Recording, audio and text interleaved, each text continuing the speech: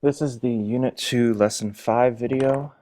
In this lesson, we'll be in Chapter 5, Section 6 of the textbook, and we're talking about the remainder and the factor theorems.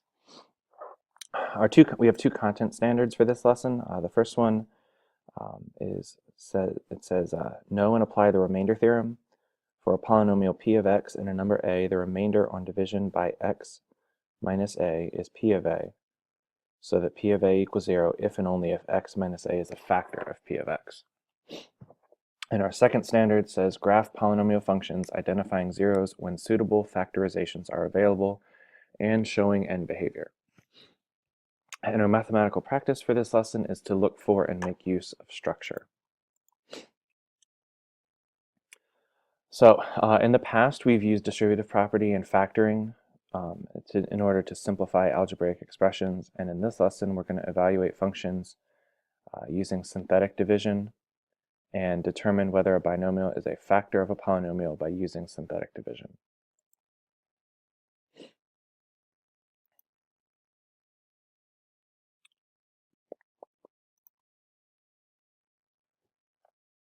Okay, so in basically this first example, if they give us a function like this and they want us to find f of 6, we already know that you can just plug 6 in and get an answer, but you can also do synthetic division.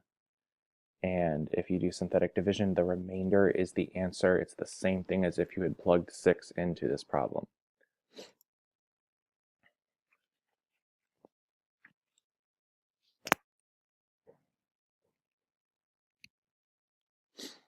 So we're going to set up our synthetic division just like normal, run the whole problem through.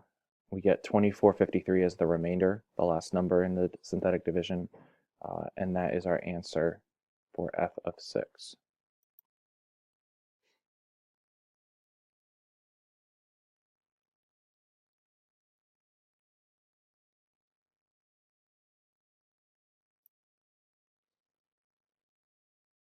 The second method obviously would just be to plug in 6, and if we plug in 6, you can see that again we get the number 2453.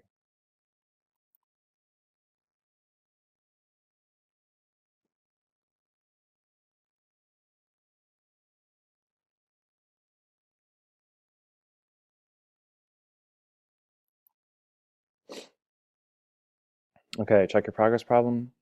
Pause the video when you have your answer, go on to the next slide. And our answer for this one is choice B, 34. Okay, example 2. Here's a word problem about college. It says the number of college students from the United States who study abroad, meaning that they study in another country for a semester, can be modeled by the function, and then all that long function. Don't feel like reading it. Where x is the number of years since 1993, and s of x is the number of students in thousands. How many U.S. college students will study abroad in 2011? So the first thing we want to do is figure out what our x value is going to be by figuring out how many years it's been since 1993 when it was 2011.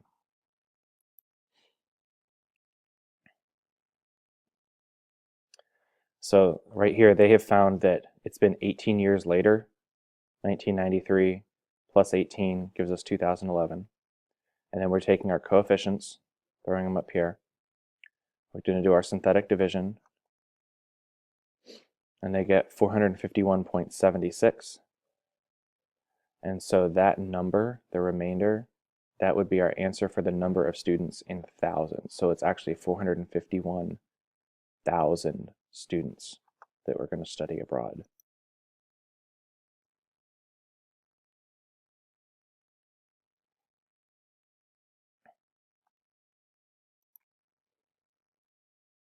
All right, real world problem. Pause the video. When you have your answer, go on to the next slide.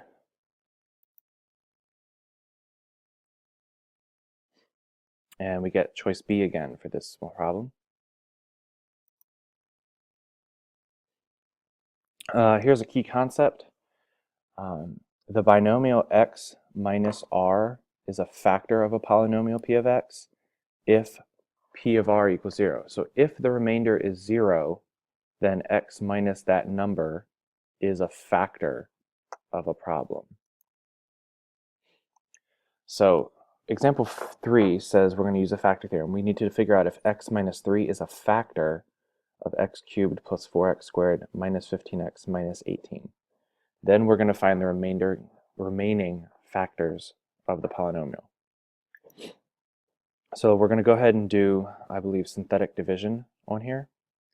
So we're taking the number 3 from our factor, taking our coefficients, doing synthetic division, we get a remainder of 0. So since we got 0, that means x minus 3 is a factor of that polynomial.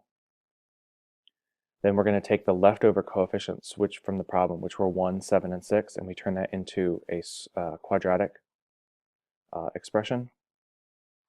And then we're going to factor this quadratic just like we did back in Unit 1. Two numbers that multiply to 6 and add to 7 are 6 and 1.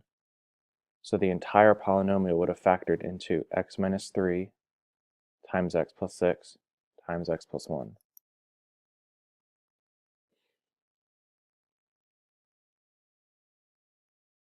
There we have it.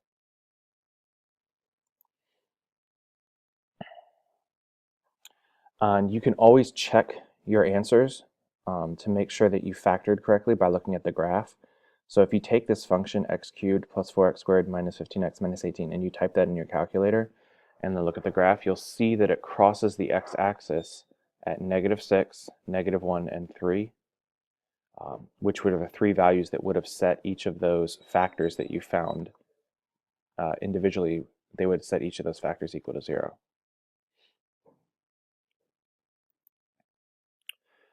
All right, here's a check your progress problem. We're going to figure out if x plus 2 is a factor of x cubed plus 8x squared plus 17x plus 10. If it is a factor, then we also need to go ahead and find the other factors. Okay, pause the video, and when you have your answer, go on to the next slide.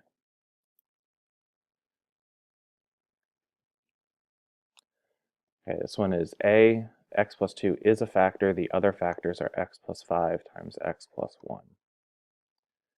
All right, that's the end of Unit 2, Lesson 5 video.